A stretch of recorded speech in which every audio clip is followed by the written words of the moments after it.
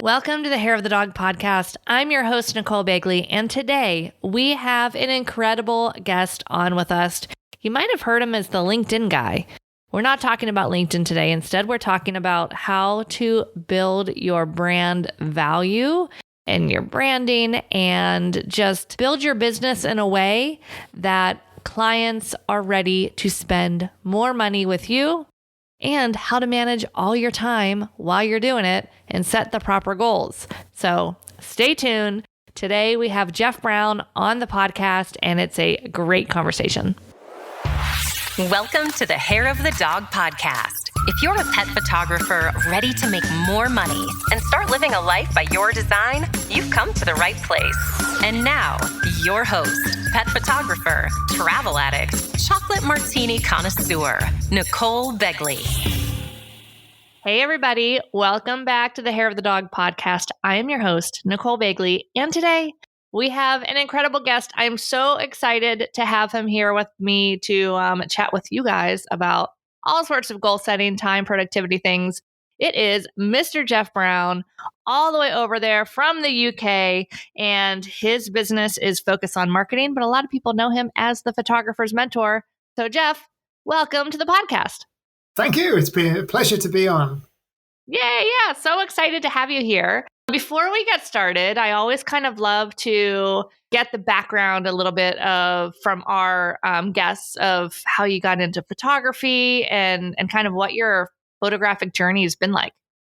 Cool. Well, so I've always loved photography. So when I was a young lad, I used to do a lot of fishing, and fishing meant getting up early on the morning, beautiful sunrises. So got myself a little Instamatic camera and got into that way. And then my journey progressed to buying my first camera, which is a Canon AE1, and film photography. And then I went on later to work for Dixon's camera shops in the UK, and I was there for about 2 years. Then one crazy day, I went to Newcastle to buy a shirt from a shop, just a dress shirt. Yeah. And I didn't actually I went in and I bought the shirt, and I came out the shirt, and right next door to the shop was a Armed Forces Careers Office. Uh-huh. And I just, on the spur of the moment, I thought, I'm just going to pop in and have a look.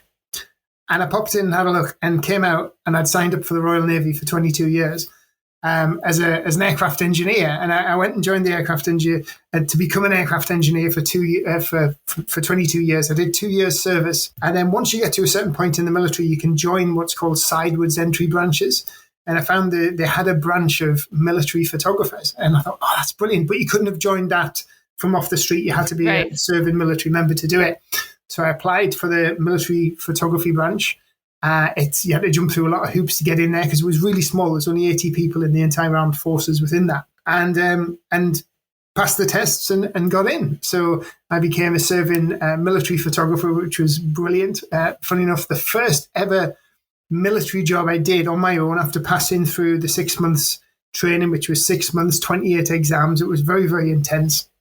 Came out, went to work on a nuclear submarine base for 3 weeks, shadowed by another photographer. And then my boss called me in and says, Jeff, we've got a job for your weekend. It's your first weekend to go out, your first job on your own solo. And I went, all right, great, boss. What is it? He says, right. He says, I want you in early on Sunday morning. And he says, I want you to drive up to Spring-Bridge at the top of Scotland. There's a commando memorial there, and it's the Remembrance Parade. And he says, you're going to be Prince Phillip's official photographer. Oh, wow. I was like, oh, my God. But that's military. Military chuck you in at the deep end. And you know what? Yeah, right. biggest mistake I ever made. I remember the parade pulled up with His Royal Highness. He got out of the car.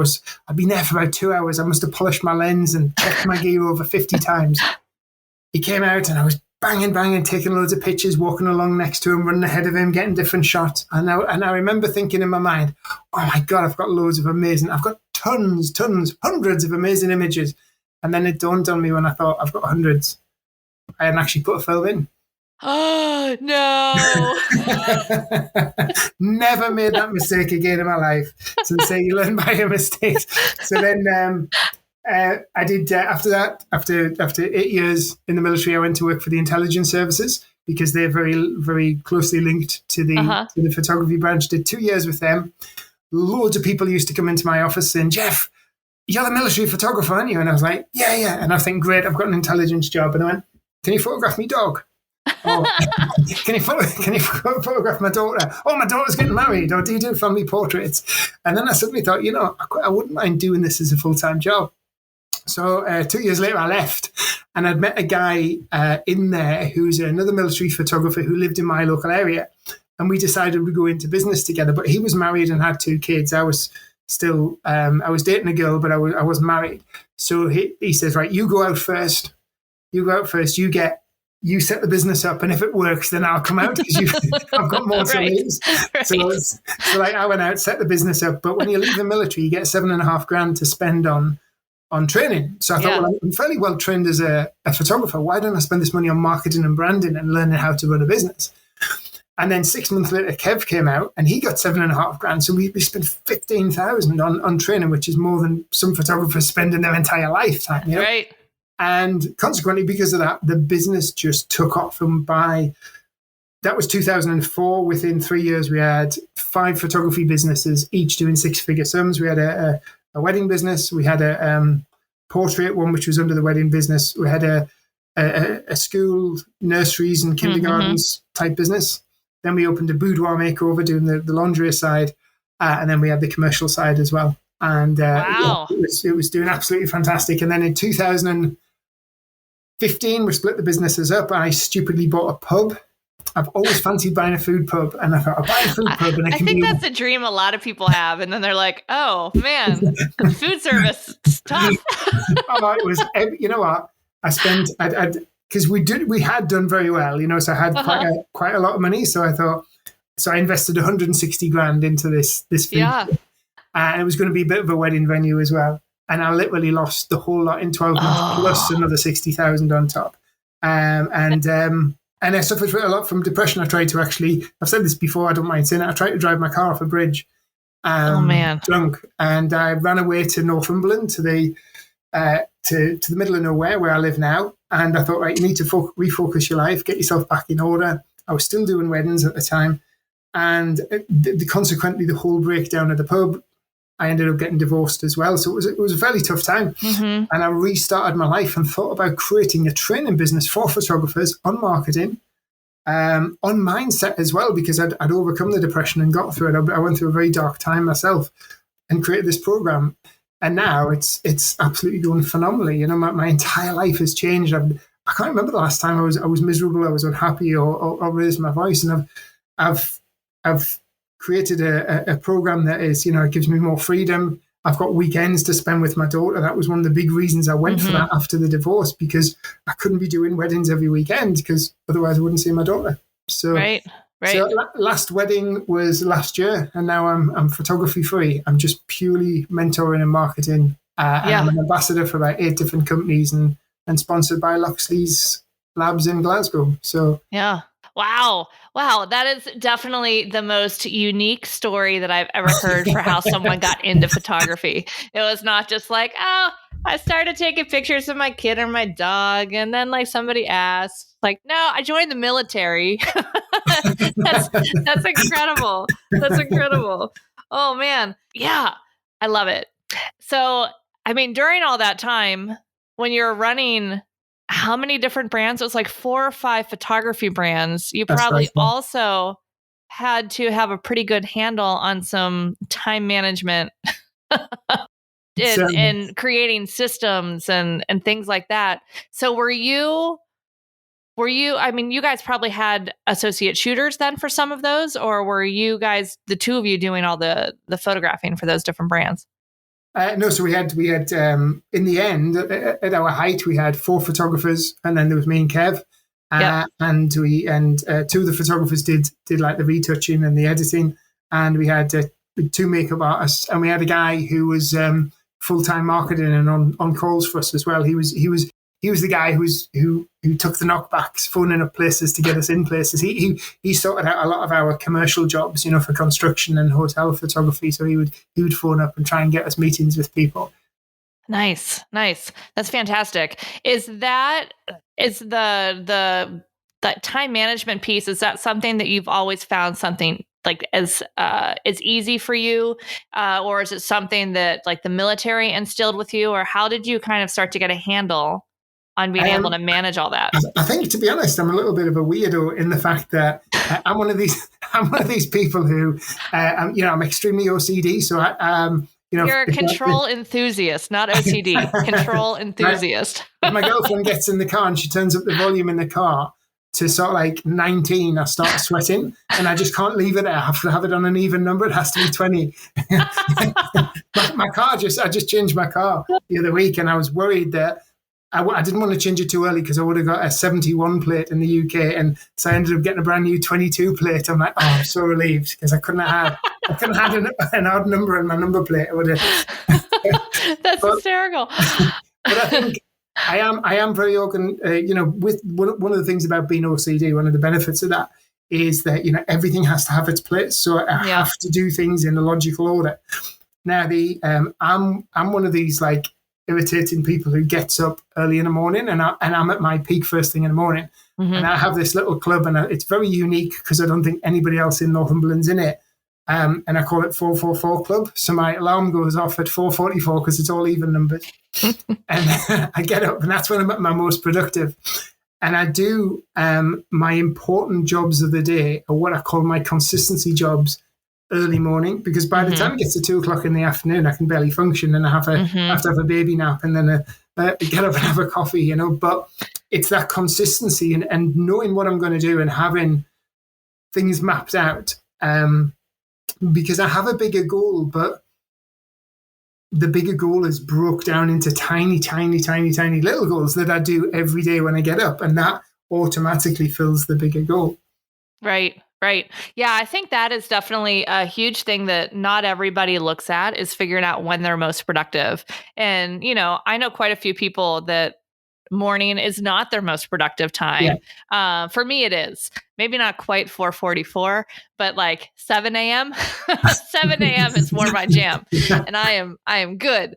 But definitely first thing in the morning is when I always try to block off if I have to do like any heavy brain work.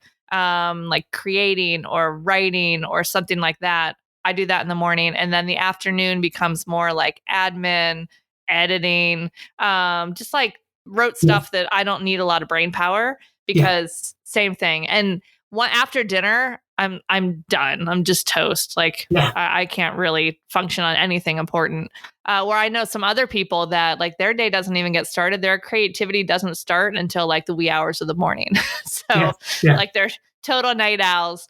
So I think it's all about working with your energy, and there's no, definitely no right or wrong, but knowing where it is. It's your circadian rhythm, isn't it? And there's 3 different types of circadian rhythm. It's early morning, or you're the sort of like the midday type of person, or you're the evening person, and there's no point in fighting it. And you read loads of books by like gurus and influencers who say, you got to be up at 4:00 in the morning, and then meditate and have your super smoothie and run 20 miles. Right. But if you're not that person, don't do it.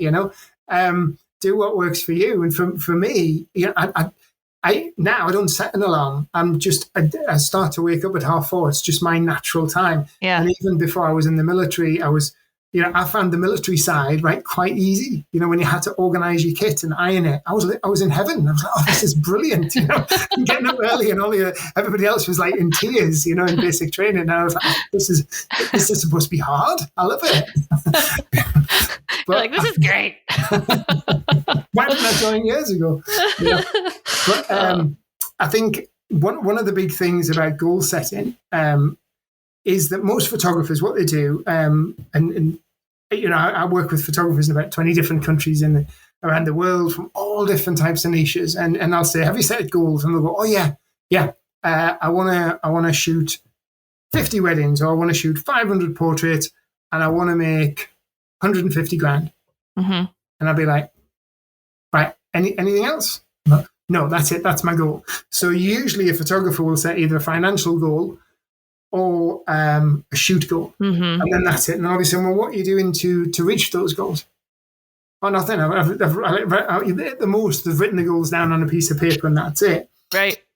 So I say, don't look at the monetary goal. Don't look at the turnover goals. That is something to achieve. Look at another goal that will help you achieve that goal, and then work towards that goal. Now, I've got a brilliant example of what I call deconstructing goals. So I was working with a headshot photographer called Karen Richards. So Karen Richards has got a studio in Nashville, Tennessee. And when I first started working with Karen, we started like, where do you want to be? Where do you want to get to? Well, I want to be shooting less, and I want to be making a lot more money, and I want to make X amount of dollars per year. And I'm like, right, okay. So what we need to do, Karen, first of all, we need to set you a branding goal. So we need your brand to be elevated. You got to look premium, because if you want people to pay that amount of money, they have to have a perceived value. So they've got to land on your website. They've got to see your brochures and go, wow, now this is quality. This is an experience. It's not a photo shoot. So that's one of the big things. First of all, setting that perceived value. So, because if you want people to pay more money, they've got to believe that the value is there. They've got to have that perceived value. So that became one of Karen's first goals, was to build up the brand. Now, so we thought of a way around this, and Karen came up with an idea of she wanted to get 100 5-star Google reviews. So in order to get that 100 5-star Google reviews, she had to have that premium brand, but she also had to have a service that was second to none. She didn't deliver a photo shoot. She delivered an experience, right down to the things that, she went out and bought a really nice coffee machine so people had a coffee and enjoyed a proper coffee before the shoot. She got a steamer. She got a trouser press. She sent people a posing guide and how to smile coaching guide and all this sort of stuff. So right from the journey, when somebody booked in, they were like, this isn't like any other photography studio. It is an experience. So as this happened, as she was hunting for these Google 5-star reviews, which became our main focus, she had to provide this amazing service in order for people to leave this amazing review. The reviews started coming in. As a subsequent benefactor of the reviews, as the reviews came in, her Google rating went up. So our website became to the top of Google. She's now ranks in either 1 or 2 for headshot photographers in Nashville, Tennessee. She's raised our prices 4 times, and she was on a call with us last night within the Awesome Photographers group, my own group, and she says, I'm going to have to put them up again. Wow. Because she's only now, because she's got the premium brand and she offers the premium service, the only type of people who she's getting are ideal clients who are buying into that. So all the tire kickers, all the freebie hunters, all the people who want a headshot for like $50 or $99, they get on her website and they go, oh, that's too expensive for me, and they go away. So she's attracting, and she's offering experience, not the shoot. She's selling the benefit. So that one thing of looking for those 5-star reviews helped her elevate her brand, create an experience, not a photo shoot, rank her as number 1 in Google for her area, and she is now the most expensive headshot photographer in Tennessee. So she's the top price. But she wasn't focusing on the money. She spoke to me, and obviously I can't give you figures, but she spoke to me last month, and she says, Jeff, I've done more in February than the whole of 2019. Wow. And I was like, absolutely amazing. She put a little post in our private group and shared a bit more of the numbers last week, but everybody was like clapping her on the back and saying, that is phenomenal. And she doesn't come from a photography background. She comes from a corporate background, and she's only been doing this about 3 or 4 years. She's done the Peter Hurley training for headshots, but she wouldn't have got there without that focus on that those 5-star reviews became the main thing, the main drive. Now, if you just focus on making money, all you're going to be doing is changing the money. And if your brand doesn't change, if your service doesn't change, if your offering doesn't change, if your clients' expectations of you aren't elevated and raised, you're gonna find it really hard to chase that money. And it's also hard to get up every day and say, right, I'm going to make $2,000 today or $5,000 today, because you don't know how you're going to make it. So you do other things within your business, and the money starts coming in naturally. I love that, because I think one of the things that people, pet photographers or just photographers in general, struggle with the most is how to get that value across to potential clients. Because I think we sometimes get in our head of like, oh, of course I'm offering beautiful images and beautiful, archival wall art and things like Yeah. that. But actually being able to deliver what we do and the benefits of what we do in a way that somebody, when they come to your website, is like, oh, I see this is different. And in that education, being able to explain to them, and help them see what that value is. And then that does, like you said, weed out the tire kickers, like looking for everything for $200 versus the people that are like, oh no, I like to pay for value and I see the value here because I get a premium service. Mm-hmm. Yeah. Yeah, that makes a big, big difference. I think one of the other things too that I love that a commonality between like Karen and you and other people that are successful is that you focus on more than just, oh, how do I learn this latest photography technique? It's actually learning on how can I run a better business, because we're all in business, Totally.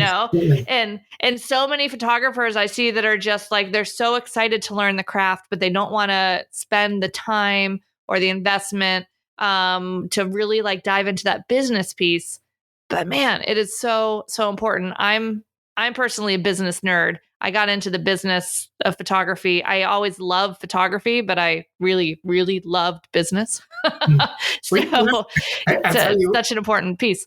When we first started up, and me and Kev were going out and we're going to weddings and originally doing the wedding fairs and getting in the wedding bookings, after about 6 or 8 months, because the business started to develop so quickly, we started to get a bit of a name, and people were coming to us. And we were, back in 2004, we were charging two and a half grand averaging for a wedding. And that was quite a bit of money in our area in the northeast of England. We weren't based in London. So we'd created this premium brand. We were getting a lot of bookings, but we could feel there was quite a bit of a resentment from photographers, other competitors. We'd go to wedding fairs, we'd walk around, try and say hello to other people, and they'd start closing their albums, and because they knew who we were. And and I says to Kev one day, I says, I feel a bit of a cheat and I feel a bit of a fraud, because most of these people at this wedding fair are actually 10 times better photographers than us. And I says to Kev, I says, look, what we've been photographing for the past 10 years, he'd been in much longer than me. And people run around with guns and ships and helicopters. The first ever bride we did was for his wife's mate. Right. So it was like, and these people have been doing it for like 10, 15 years. They had amazing skills, but their brand wasn't connected with the bride, and they didn't have the marketing to do it. So I felt like we'd actually cheated, and we didn't really, from a photography point of view, did deserve to have as much success as we did, because a lot of people out there were damn sight better, definitely in wedding photography, than we were. Yeah. Yeah, I see that a lot. I see, people that have amazing work struggling to find business, and people that have good work. It's technically correct. It's good work, but it's not like earth shattering, like doing great in business. Yeah. And that really is just the common denominator there. What tips do you have for people that maybe are like, yes, I'm building this higher end brand. I want to have this experience. What tips do you have for them of the best way to elevate that brand? Well, the first thing I say when I work with people, it's because what photographers tend to do, no matter what niche you're in, they start looking at other photographers. So it's like, I'll copy him, I'll copy her. And then the next thing they do is they start looking at the cheaper photographers. And then they start, oh my God, that guy down the road's doing an entire family shoot and all the images for like $99. And then they get that. Right, I can't compete with that. I can't. But what I say to people is, right, that's because people have come on calls with me, Jeff. Yeah, but you work with people in London and New York and Paris and stuff. I live in X area, right? Right. There's no money in that area, and that's it. That's rubbish. Absolute rubbish. Yeah, but there's guys down the street charging £99 for photo shoot, and I'll be like, that's fantastic. No, what do you mean it's fantastic? Well, what they're doing you a favour, because they're getting all the tire kickers and the time wasters and the people who are pain in the arse, and they're servicing them, so you don't have to, because you're going to become a premium brand. So you're not working with those people you're working for people who value you for what you do. you're not working with people who are buying on price. This is to stop looking at the bottom of the end of the market. If you're going to look at any photographers at all, look at the top photographer in your niche, in your geographical area, then look at the top photographer in your country, then look at them in the world, and then check out their social media, then start to think of the particular brands. So thinking about dog photographers, right? So if you're going for doggy type people, you tend to find a lot of dog people here in the UK. There's certain brands who they will go for, so they tend to be very outdoorsy type of people. Mm-hmm. So these are people who maybe, like things like North Face or Barber or Belstaff. So, these are like high-end fashion brands. And then you start to look at the sort of cars. Jaguar, Range Rover, So you start to look on the outer, what you want to do is you want to look at brands that are premium, that go with your ideal client type. And what you'll start to see is a commonality in the colors, the fonts, the wording. And what you want to do is you want to mirror yourself on these sort of brands, not on a photographer. Mm-hmm. Because what you're doing is you're selling a premium experience. And if you think about it, right, if you walk past a hotel, like a restaurant, and you've never been in this restaurant before, you're in a new city, you don't know anything about it, and you walk past it, and it looks amazing from outside, and it's beautifully done up from outside, and the signage is all high end and premium. The fonts look really, really sort of like contemporary, and the colors are great. And they've got nice hanging baskets and stuff, and you're like, oh yeah, that looks nice. Then you walk in and you pick up the menu and you start reading the menu. And when you read the menu, the first thing you say to your partner is, wow, that sounds nice. It sounds nice, right? Because the wording creates desire as well. Mm-hmm. So by the look on the outside and the wording on the menu, you are now happy to pay £30 for fish and chips, where you could have gone in a restaurant down the road and paid £5 for fish and chips, right? But you're happy to part with 6 times the amount of money because of the perceived value in what you read. So with branding, the branding is about your colors, your fonts. It's not your logo. It's everything you want your clients to think, feel, and believe about what you offer, but more importantly, what you bring to them.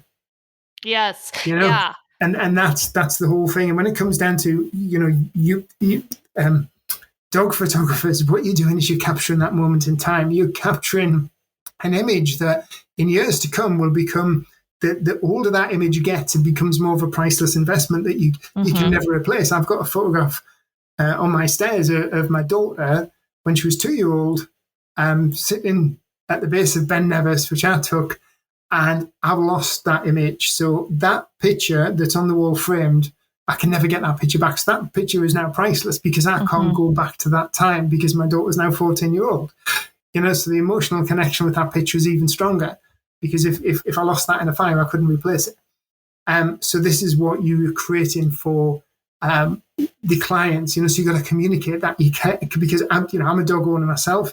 Every dog you had has a unique personality that makes them different than the last dog you had. So you're capturing your dog's unique personality, the things that you love about them, the funny way they tilt the head, the funny way they curl the lip when they're looking at you, that sort of thing. And you create that, and it's not just an image, it becomes part of the home. It becomes a bit of furniture in the home, the wall art, it's an investment. So all this needs to be communicated. You're not selling the pictures, you're selling what that actually does for the client. And that becomes very powerful. And then when people read that, they're buying into the whole experience and they're buying into how it's going to make their lives better.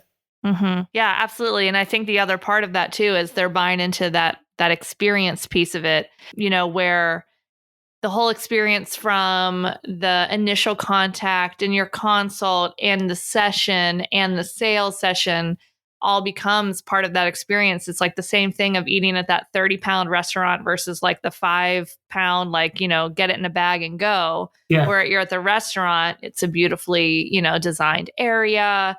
You're sitting, you're like slowing down, enjoying the night out. So for your session, we're enjoying the session. We're making it fun. We're making it fun for the dog. We're making it fun for the client. And, we're delivering the products in a beautiful way. If you're meeting them for sales, it's done in a beautiful way. And that doesn't mean that you have to have a high-end studio space that you rent. I mean, I went to people's homes for the first 5-6 years of my business, and, look at all sorts of other industries of a high level of services coming into someone's home. So, I want to squash that if anyone's out there saying, I don't have a space, I can't do that. No, go to them. Well, funny enough, tomorrow morning, Friday mornings, my kickboxing coach comes to my house, and we kickbox on the patio. But he is, he's well known within the area, within the industry. He's built up a great brand. He's got a really good brand, So I'd much rather come and work with his brand than go into a gym and do the same thing in a gym. Yeah, absolutely. For sure.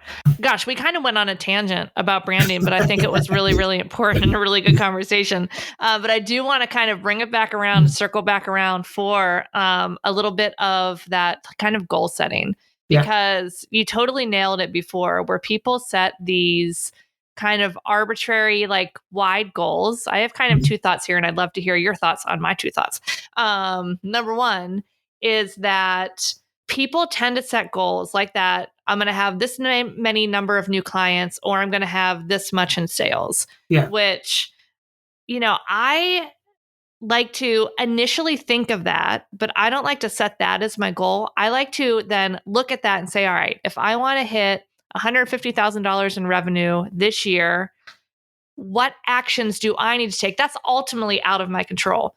So it's like, what actions do I need to take monthly, weekly, daily to get these many leads that will convert to these many clients that'll convert to that much money?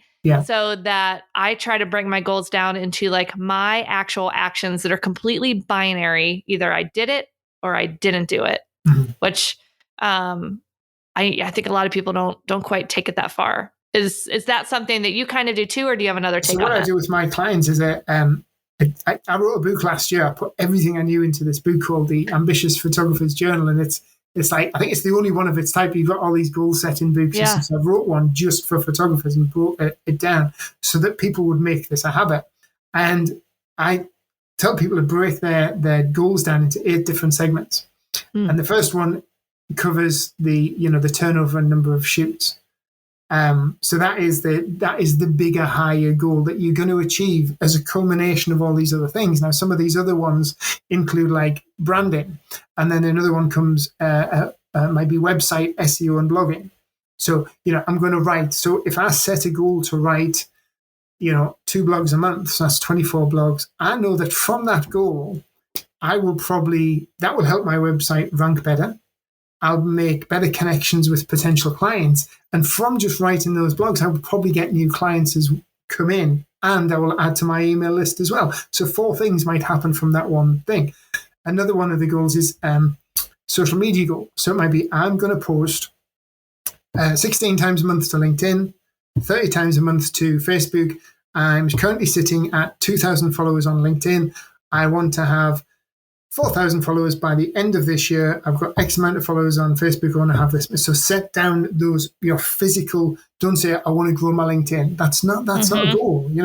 Give a definitive goal.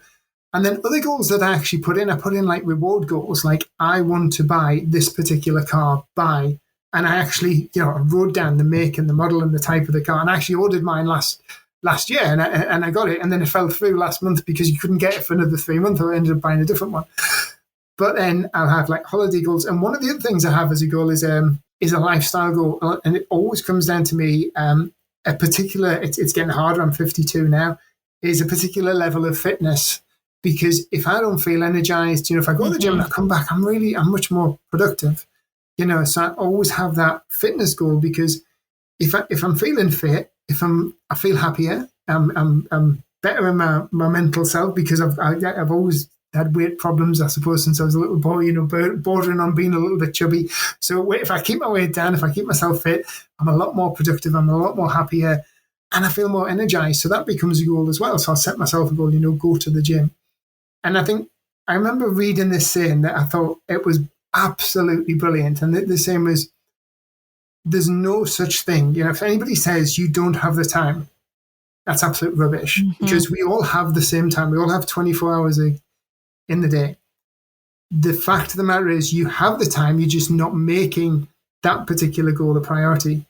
So like a good analogy to do that is to think about the gym one, you know, because it's easier to think about the gym than the business side of things. And like, well, if I want to lose a stone, but if I just sit on my backside every day and don't do anything about it, it's not going to happen. But if I make it a priority to go to the gym at 7 o'clock in the morning and I'm back home at 8, I'm only there 45 minutes and I come back, that has become a priority and I've done it and I've still got the rest of the day, right? And I could get up at 7, faff around on Facebook for 45 minutes, drink a few cups of coffee, flick on the TV, and I've just wasted the time that I could have been making getting fitter and getting healthier a goal. So with my clients, I say to them, you know, set firm goals and do them straight away. So one of the big things I say is, you know, that consistency reproduces, like going to the gym. You know, you will get, you don't go in and do a massive workout and come out and you're like, oh my God, I've like dropped a stone and got loads of muscles. Yeah. I think that's the biggest piece though, that people get frustrated with the gym and also with their business. Because that business building piece is such a long game. It's kind of the same thing as the fitness in that you don't notice things day by day, but that cumulative effort, oh my gosh, all of a sudden now you're like, what happened? My business is really busy. Now I have to raise my prices. I have too much demand because you stuck with it. Funny, you know, I remember one of my clients who's doing really, really well. She's a personal branding photographer, Anne Thomas, and she says she's probably one of the least experienced photographers in my group, and an ex-teacher, so she's only been doing photography for a few years. So, but Anne's really driven, you know, really focused. She does CrossFit. She's like, I think she's in her late 50s, she does CrossFit, she squats every day and stuff like that. You know, she's a really driven person. So she was literally everything I told her to do. She was lapping up on the program. So we got a brand sorted. She was great with the wording for getting all the desire wording right for our brochures and website because she used to be an English teacher. So her wording is amazing. So then I set her away with the social media goals and the posting goals.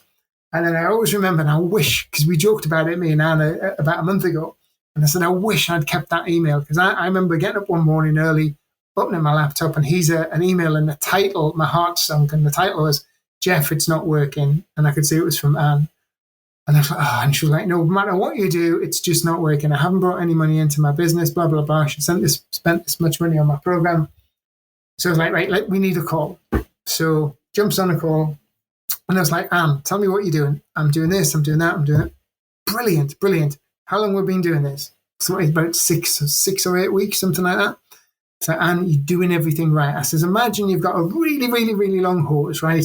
And it's stretched out for ages. I says, you turn the tap on, it's going to take a while for it to come out at the end. And I says, this is what your social media posting is like. I says, how many times you posting to LinkedIn? And she was like, 4 times a week. Oh, no, that's good. That's good because you'll still be staying in the news feed. I says, but if you update, you might get a little bit more, but you don't necessarily. She went, right, that's it, Jeff. I'm going to do 7 times a week. So she made it a point to do 7 times a week, and she does it every morning, like religiously, 7:30.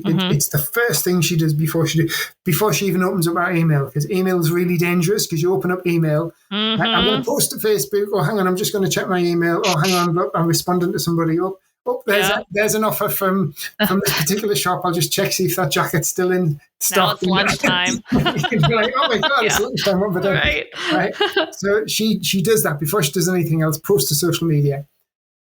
So she started doing that, up the consistency. Consistency is the key. Anyway, 2 weeks later, message comes in. Oh my God, Jeff, inquiry, sent him the prices. He's gone for the top package. I was like, marvelous, brilliant. 3 days later, oh my God, Jeff, another inquiry. And then this started to happen. And then when she was investigating and, you know, talking to these people, same thing. I've been watching you for about 2 or 3 months now. So, you know, on social media, somebody sees you today. If you connect with somebody today, what we were on there, the last day of March, you connect with somebody today, they could potentially be your client in maybe July, right? But what you keep this consistency up in July, so you're getting the people who your new clients in July, but the people who see you in July, if you keep that consistency going, are going to be your clients in September. And what happens, like, you know, like with my business, it then eventually just becomes a constant role. And funny enough, I post LinkedIn all the time. I've got 32,000 followers on LinkedIn. I'm probably one of the biggest in the industry, in the photography industry on that platform.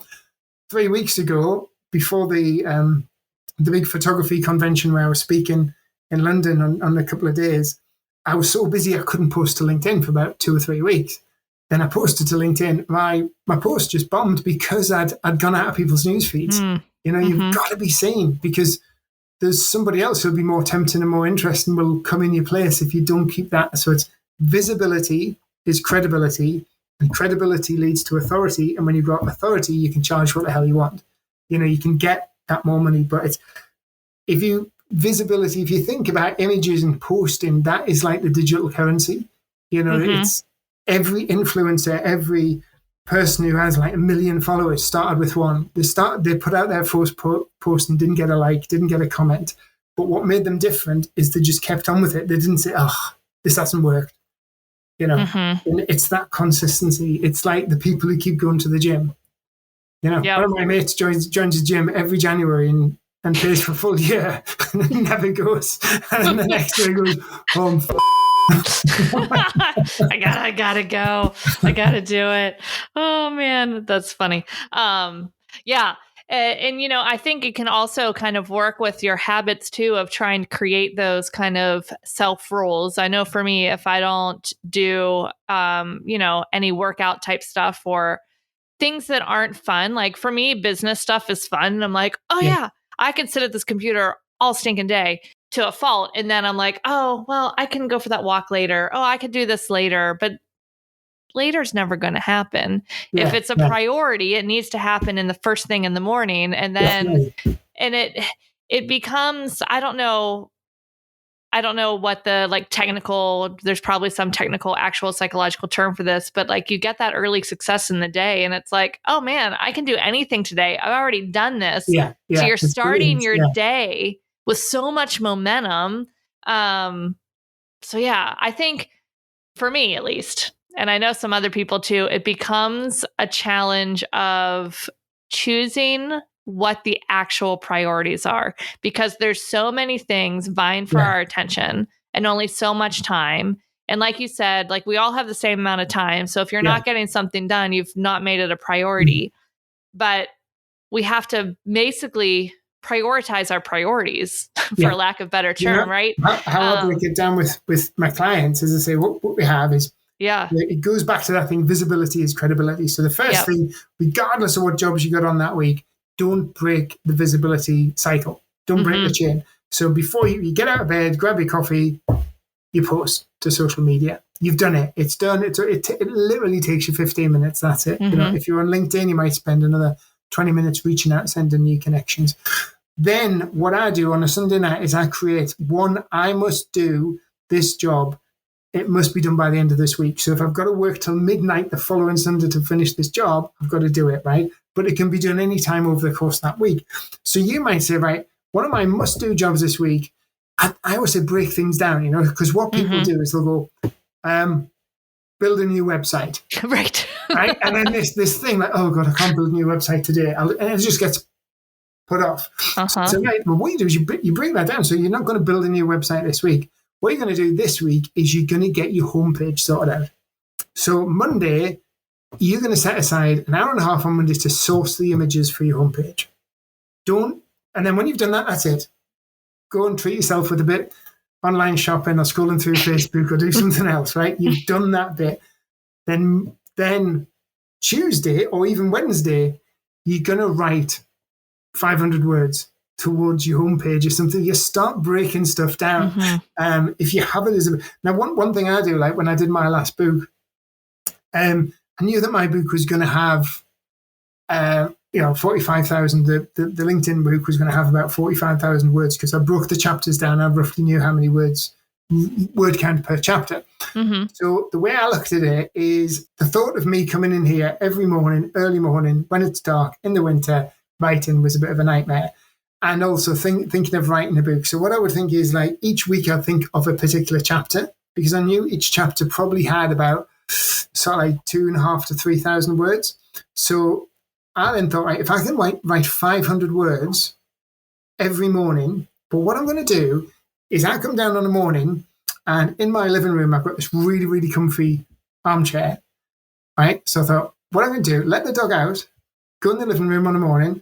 I've got one of these woodwick candles and it crackles and it smells lovely and it smells all Christmassy and stuff. And so light that candle, put the coffee machine on, go out with the dog, come back in, pour myself a coffee, go and sit in the comfy chair with my laptop. And another hack I did was before I went to bed on the night, I switched off my Wi-Fi. So when I go into the living room, I'd leave my mobile phone in the kitchen, so I could, no distractions. And I go in and I have this writer meter app, and you set a timer on it. So I take my word count. So I open up my Word document. All right, yeah, I'm up to like 16,000 words. Set my word count timer, and I just sit and type. And I'm like, after about a week, I'm like, this is amazing. I'm sitting, I'm not writing, I'm drinking coffee. There's a beautiful candle. I'm in a really comfy chair, and the words just started flowing. And then as soon as the writer meter timer went off, I'd stop and like, oh, I've done 800 words. You know, by Thursday I'd written the chapter. Then I had Friday, Saturday, Sunday off, and then Monday I never wrote a book. I wrote a proportion of a chapter on a daily basis, but I anchored that chapter right into having a coffee with a candle burning in a comfy chair.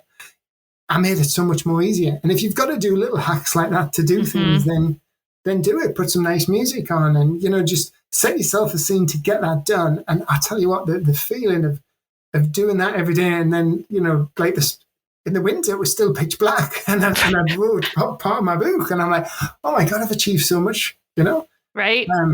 And it's just little daft things like that, because it's, you know, time, especially with distractions of social media, you know, you can be 1 minute, you can check on something, I'll just scroll through Facebook, and then you're like, oh my God, like half an hour's gone. Where did I go, you know? Right. I love that. One of the other things I love about that story too is when you got to that, like, you know, whatever your goal was for the day, the 500, 800 words, and it's like, okay, good, I'm done. Because I think what happens, a lot of people too, they're like, oh, well, let me keep on going and keep on going. And then, you know, it's like, oh, I haven't worked out in a while. So today I'm going to start off with an hour and a half workout. And then you're like, oh my God, that was way too much. And then you're super sore and you don't want to do it the next day. So it's having the what's the word? The consistency and the there's a word I'm looking for. Anyway, whatever. It's having the consistency to show up and do it every day, but also having the power to be like, not overdoing it. Because then I think you just shoot yourself in the foot, because you're like, oh, if a half an hour is good, an hour's better. and then just kind of. Anyway, sorry, that was just a random tangent of words that I couldn't think of. This is why I'm not a writer. You know what, as well, you know, and another big thing, right, for me, like, you know, writing is probably like the last thing I should be doing. I mean, I was kicked out of school because I was a bad lad. My dad was a lecturer, my mum was a teacher. So they were absolutely mortified when I got expelled from school. I got no qualifications. And the reason I struggled at school is because I was dyslexic. So you're going back to 1985, 86. Right. They didn't know what dyslexia was. I was just stupid, you know. So because I felt like a failure, and I felt like I struggled through school. I had loads of problems and that's where I went off the rails a little bit. But then later on found out, you know, that I'm dyslexic.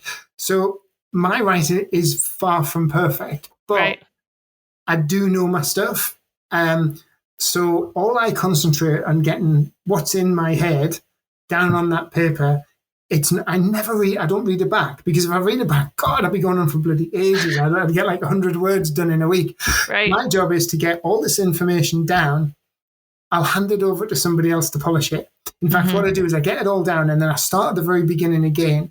And Word has this read aloud feature, and you can pick this woman with a really, really posh voice, and she reads my stuff out, and then I read through it, and you can spot spelling mistakes, and like, oh my God, that sentence sounds huge because she hasn't breathed all the way through the sentence. So I put a few more commas in, and it just means when I send it to my proofreader, she doesn't think I'm a complete idiot. and then she'll edit it a bit more, you know. So pay her a bit of money to do something that I can't do. And I think with photographers, there's a tendency for us, because we're creative people, to clutch onto everything. oh God, I've got to design this. I've got to write this. I've got to edit these pictures. There's so many talented people around the world who, let's face it, they're probably a lot more talented than we are at certain things. Who we can get to do these things for us for a fraction of the price, where our time is spent being good at what we're good at doing, or focusing on something to get some core foundation to send it over. I've got a copywriter who, I suddenly realized that I've spent far too long writing blogs and not getting the blogs done. Then I thought, you know what, I'm going to get a copywriter to do it. So I spoke to my copywriter, Claire, and I says, right, if I just record a video, I'll put the video onto YouTube. You go and watch that video, then you can write that copy in my tone of voice because it's got to sound like me. And that's what she does. So I create a video. Yeah. She then writes the blog, and then once the blog's written, then I hand that to my designer, and that designer creates it as a PDF with images, and that becomes intellectual property. So if I'm talking to people and say, oh, you got any advice on that? Yeah, I'll send you one of my own PDFs on that. So I now have about 150, 200 pieces of information, PDFs, brochures, guides on stuff. It makes me look like a real authority on everything. Right. It's just building this stuff up. So it's looking at, and then that blog that's been written can then be broken down into 10 social media posts. So the blog directs people to the YouTube channel. The YouTube channel directs people to the blog. The blog becomes a brochure that can be exchanged for people's email addresses or can give to potential clients to increase my authority, increase my value to them. And then the blog is broken down to 10 social media posts to keep my social media going. So there's always loads of way of repurposing everything. And then when you're doing this posting, if you're actively growing your business and actively getting more followers, then keep your posts on a Word document. And then every 3 months, you can pretty much start from the beginning again. Because if you think about it, I've got 32, say for instance, LinkedIn, 32,000 followers on LinkedIn, I've got 40,000 on Facebook. Only about 10% of those people are going to see me post anyway. So that's only 3,000 of the 32 have seen it. In 3 months' time, I might have 35,000 followers. So I've got 3,000 new people who would have never seen it in the first place, and 27,000 who didn't see it the first time anyway. Yeah. And even if they did, they're certainly not going to remember. I know I've looked back at things and I'd be like, wait, did I write that? Oh, I guess I did. Like I wrote it and I forgot about it, So, they don't remember either. That's funny. I was actually listening to a podcast this morning and about some social media stuff, and they had that same advice. So that's twice now I've heard this in one day. So I think I should start doing that more too. Oh my gosh, Jeff, this has been so good. I love it. And I think kind of one of the takeaways too for everyone is, not to wait for perfection, just to figure out like what to do. And like, let's figure out what you want. Let's break it down and let's start taking the first smallest step possible. Because sometimes it can seem really overwhelming. Like, I'm starting my business and where do I find these clients, or I need to build that website or whatever it is. So what's the one thing I can do right now? Yeah. And maybe that is just kind of break down what actually needs to be done that needs to be done. So you have an outline so you know where to start tomorrow. And another thing, sometimes if you are thinking about stuff and it sounds too overwhelming, then you've got to take a step back. Because so many photographers, jump on board my program and go, oh, Jeff, I want to build my website. And I said, well, there's no point building your website anyway because we don't have your brand.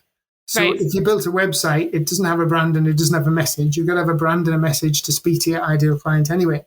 And I says as well, once your website's up there, you're not suddenly going to launch your website and 20,000 people are going to flock to it. I says sometimes, and especially if you don't have a lot of funds, get that brand together. Get somebody on Fiverr who's an amazing designer to get your branding right. And then you're more likely to potentially get clients from blogging and social media than you are just coming straight to your website, because the only way to get your website traffic, if you're just starting off from scratch, is to actually start doing Google ads. It's going to take a while.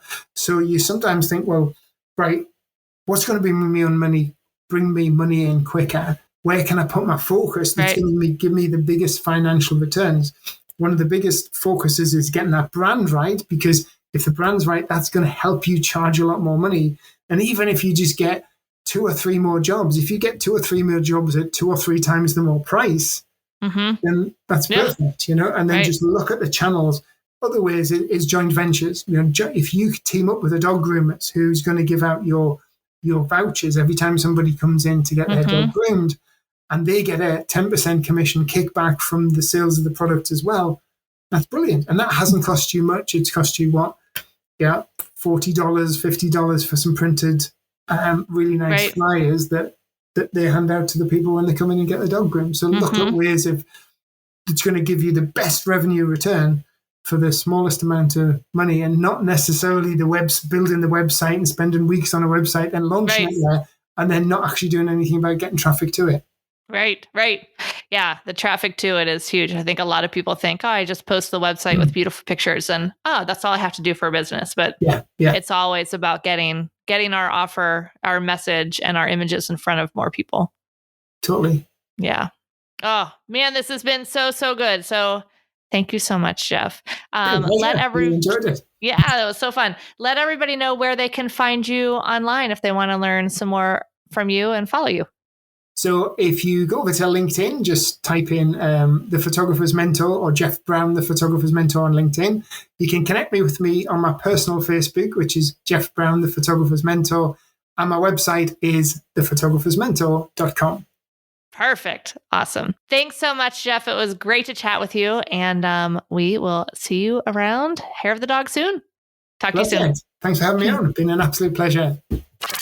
If you enjoyed this podcast episode, go ahead and take a screenshot of this episode on your phone and post it up there on your Instagram stories, and be sure to tag us at Hair of the Dog Academy. And we would just love to see how you're listening. And full disclosure, sometimes we just like to give away a little pet photographer swag in the form of Hair of the Dog t-shirts and sweatshirts. So what are you waiting for? Go ahead and share that screenshot of this episode, and don't forget to tag us at Hair of the Dog Academy. And while you're there, maybe you want to jump on over to our account and see what we're up to on the gram. Would love to connect with you. Thanks for listening to the Hair of the Dog podcast. This was episode number 137. If you want to check out the show notes for access to any of the resources that we mentioned, simply go to www.hairofthedogacademy.com/137. Thanks for listening to this episode of Hair of the Dog podcast. If you enjoyed this show, please take a minute to leave a review. And while you're there, don't forget to subscribe so you don't miss our upcoming episodes. One last thing, if you are ready to dive into more resources, head over to our website at www.hairofthedogacademy.com. Thanks for being a part of this pet photography community.